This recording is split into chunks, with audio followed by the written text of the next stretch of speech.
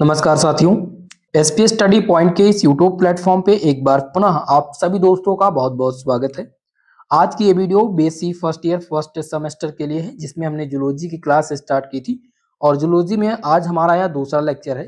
पहले वाले लेक्चर में हमने दोस्तों कोशिका के बारे में बताया था कि कोशिका क्या है, कोशिका सिद्धांत क्या है, माइटोकॉन्ड्रिया क्या है, प्लाज्मा मेम्ब्रेन, कोशिका भित्ति, न्यूक्लियस, यानी ओवरऑल हमने कोशिका की बेसिक इंफॉर्मेशन कल वाले लेक्चर में बता दिया है। तो जिन्होंने पहला लेक्चर नहीं देखा है वो सभी पहला लेक्चर जरूर देख लीजिएगा, क्योंकि वो आधारभूत इकाई आपकी है। स्टैंडर्ड लेवल का जो बेसिक है वो मैंने कल बताया था। आज की ये जो क्लास है इसमें हम कोशिका सिद्धांत यानी कि सेल थ्योरी देखेंगे। जैसा कि दोस्तों आपका जो BSc first year first semester की जूलॉजी है उसका पेपर टाइटल है cytology genetic and infected diseases, जिसमें हमने पहला यूनिट आपका स्टार्ट किया है जिसका नाम है structure and function of cell organ, यानी कि ये पूरा सेल पर डिपेंड है। तो हमने कोशिका को कल देख लिया था, आज हम कोशिका सिद्धांत को समझेंगे। क्लास में आगे बढ़ने से पहले आप सबके जो कल कमेंट आए थे उनका जवाब देना बहुत जरूरी है, क्योंकि बहुत सारे स्टूडेंट जो कल कमेंट कर रहे थे उनका पहला तो कमेंट ये था कि क्लास हिंदी और इंग्लिश दोनों लैंग्वेज में लेकर के आइए। तो बिल्कुल आगे जो भी क्लास आपको मिलेगी वो दोनों लैंग्वेज में मिलेगी, हिंदी और इंग्लिश लैंग्वेज में मिलेगी और आपके स्टैंडर्ड की मिलेगी, यानी कि बीएससी की क्लास मिलेगी। ठीक है। दूसरी कमेंट ये था, ज्यादातर स्टूडेंट का कमेंट ये था कि सर जो आप पढ़ा रहे हैं ये क्या बीएससी के लिए है या नहीं, क्योंकि मैंने कल बेसिक बताया था। मेरे भाई ये आपके ही स्टैंडर्ड लेवल का ही सिलेबस है, मैंने बीएससी की ही क्लास स्टार्ट की है। लेकिन कल जो मैंने सेल बताया था वो टोटली हिंदी में बताया था कोशिका को, और बेसिक इंफॉर्मेशन छोटी छोटी चीजों को कल मैंने समझाया था। उसमें आपका एक एक टॉपिक कवर होगा। जैसे आज आप देख रहे होंगे हमने क्या स्टार्ट किया है, सेल थ्योरी। इसी प्रकार से जब आप आगे जाएंगे तो आप माइटोकॉन्ड्रिया का एक लेक्चर देखेंगे, फिर प्लाज्मा मेम्ब्रेन पढ़ेंगे, फिर आप कोशिका भित्ति पढ़ेंगे, फिर लाइसोसोम पढ़ेंगे। ठीक है, ऐसे करके हर एक लेक्चर में मैं आपको आगे पढ़ाऊंगा और इससे रिलेटेड क्वेश्चन भी बताऊंगा कि आपके पाठ्यक्रम में किस प्रकार से क्वेश्चन पूछे जाएंगे। आशा करता हूं कि आप सब जो कमेंट कर रहे थे उसका आंसर आपको मिल गया होगा। चलिए स्टार्ट करते हैं इस क्लास को। सभी लोग भाई वीडियो को लाइक शेयर जरूर कर दीजिएगा, जो भी हमारे इस चैनल पर नए हैं आप सबसे रिक्वेस्ट है। ओके चलिए, तो सेल थ्योरी जिसको हम क्या बोलते हैं हिंदी में, कोशिका सिद्धांत बोलते हैं। तो कोशिका सिद्धांत जीव विज्ञान की एक मूलभूत सिद्धांत है जो ये बताता है कि सभी जीवधारियों की संरचना और कार्यों की आधारभूत इकाई कोशिका होती है। ये कौन बताता है? ये कोशिका सिद्धांत बताता है। और इस सिद्धांत की स्थापना जो हुई थी वो 19वीं शताब्दी में हुई थी। अब हम बात करेंगे कोशिका सिद्धांत के मुख्य बिंदु के बारे में, यानी main points of cell theory के बारे में। देखिए, पहला पॉइंट यह है कि सभी जीवधारी कोशिकाओं से बने होते हैं। सभी जो जीवधारी हैं वो कोशिकाओं से मिलकर के बने होते हैं, यानी all living organism are composed of one and more cell. Okay, यानी कि सभी जीवधारी कोशिकाओं से मिलकर के बने होते हैं, ये कोशिका सिद्धांत बताती है। दूसरा पॉइंट ये है कि कोशिका जीवन की मूलभूत इकाई है, यानी the cell is the basic unit of structure and function in living organism. तीसरा पॉइंट है सभी कोशिकाएं पहले से मौजूद कोशिकाओं से उत्पन्न होती हैं, यानी all cell arise from the pre existing cell. ये बात किसने बताई थी? ये बात बताई थी रुडॉल्फ विर्चो ने। रुडॉल्फ विर्चो ने बताई थी। कब बताई थी? 1855 में ये बताई थी। ठीक है, क्या कि जो सभी कोशिकाएं हैं वो पहले से मौजूद कोशिकाओं से उत्पन्न होती हैं। क्लियर है? चलिए अगला पॉइंट है कोशिका सिद्धांत को विकसित करने वाले वैज्ञानिक के बारे में हम देखेंगे। जो कोशिका सिद्धांत है उसको विकसित करने वाले वैज्ञानिक कौन थे? तो देखिए, पहले वैज्ञानिक की बात करें तो इसमें रॉबर्ट हुक का नाम आता है। रॉबर्ट हुक, जिन्होंने 1665 में पहली बार इस शब्द का प्रयोग किया था।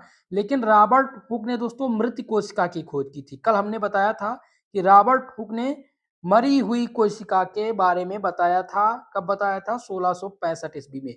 और रॉबर्ट हुक को फादर ऑफ साइटोलॉजी भी कहा जाता है, इस बात का आप विशेषकर ध्यान रखेंगे। अगला पॉइंट देखेंगे जिसमें है कि स्लाइडन और स्वान।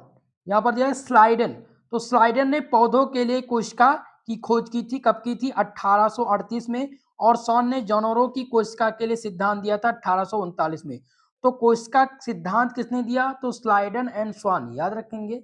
स्लाइडन और स्वान ने कोशिका सिद्धांत दिया था। स्लाइडन ने पौधों के लिए 1838 में दिया था और स्वान ने दिया था जानवरों के लिए, कब दिया था? 1839 में। अगला है रोडोल्फ विर्चो। रोडोल्फ विर्चो ने बताया था कि नई कोशिकाएं जो होती हैं वो कोशिकाओं से ही, पुरानी जो कोशिका उन्हीं से मिलकर के बनती हैं। ठीक है, ये किसने बताया था? रूडोल्फ विर्चो ने बताया था। चलिए अब हम महत्वपूर्ण पॉइंट देखते हैं कि जो सेल थ्योरी है इसके महत्वपूर्ण बिंदु क्या है। देखिए दोस्तों, ये सिद्धांत हमें जीवन की बुनियादी संरचना को समझाने में मदद करता है, यानी help us understand the basic structure of life.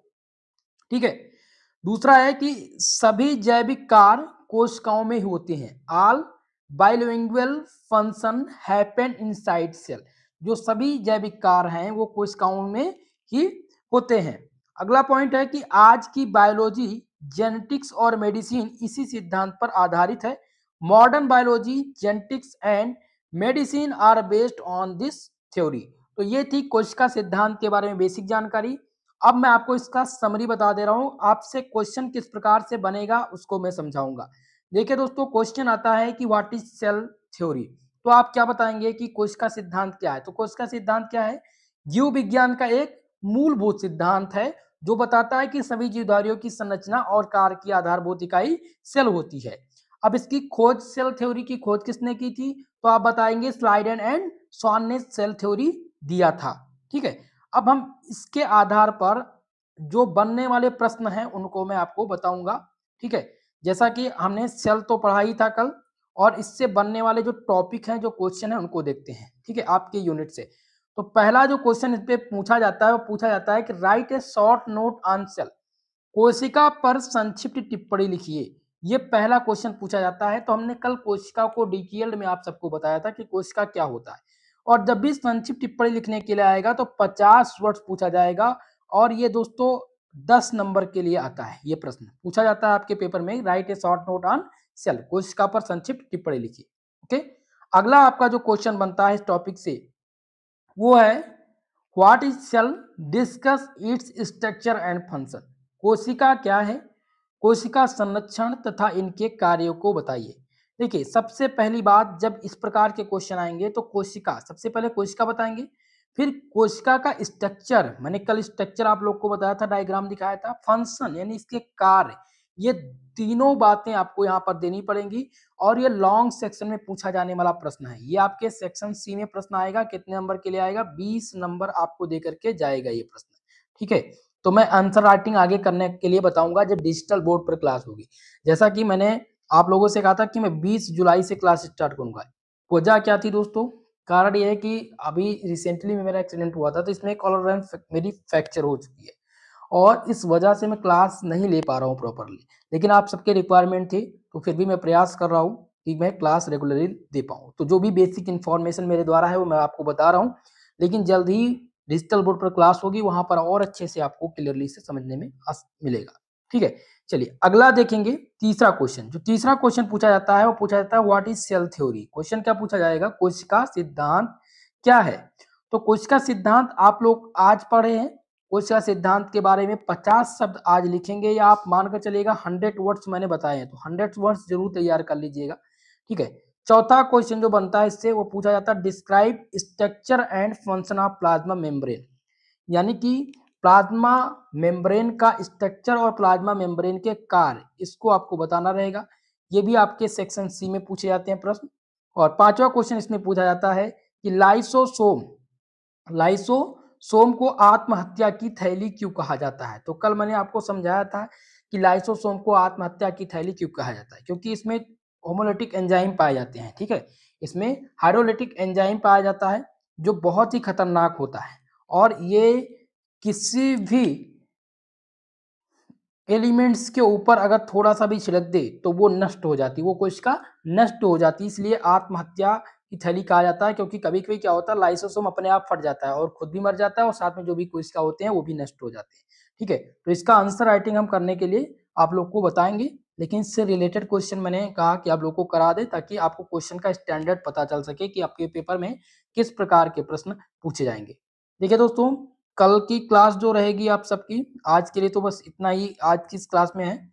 कल जो मैं क्लास लेकर के आऊंगा, जिसमें हमारा जो टॉपिक रहेगा वो रहेगा प्लाज्मा मेम्ब्रेन का। ठीक है, प्लाज्मा मेम्ब्रेन। और इसमें हम प्लाज्मा मेम्ब्रेन का पूरा टॉपिक समझेंगे, हिंदी और इंग्लिश दोनों माध्यम में, आपके स्टैंडर्ड के लेवल से। बाकी पीडीएफ के लिए आप लोग तैयार रहिएगा, जिसका लिंक मैंने डिस्क्रिप्शन बॉक्स में डाल दिया है। टेलीग्राम आप लोग ज्वाइन कर लीजिएगा, जो भी टेलीग्राम यूज करते हैं टेलीग्राम चैनल यूज कर लीजिएगा, वहां पर आपको मिल जाएगी। और वहां पर व्हाट्सएप ग्रुप दिया गया, व्हाट्सएप ग्रुप भी ज्वाइन कर लीजिएगा। ठीक है दोस्तों, तो वीडियो को लाइक शेयर जरूर कर दीजिएगा अपने दोस्तों के साथ, ताकि वो सभी लोग क्लास को ज्वाइन कर सकें। और अगर अभी तक हमारे यूट्यूब चैनल को सब्सक्राइब नहीं किया भाई, सभी लोग से निवेदन है, चैनल को सब्सक्राइब जरूर कर लीजिएगा। ओके, तो आज के लिए बस इतना ही, मिलते हैं किसी नेक्स्ट वीडियो में, तब तक के लिए जय हिंद जय भारत।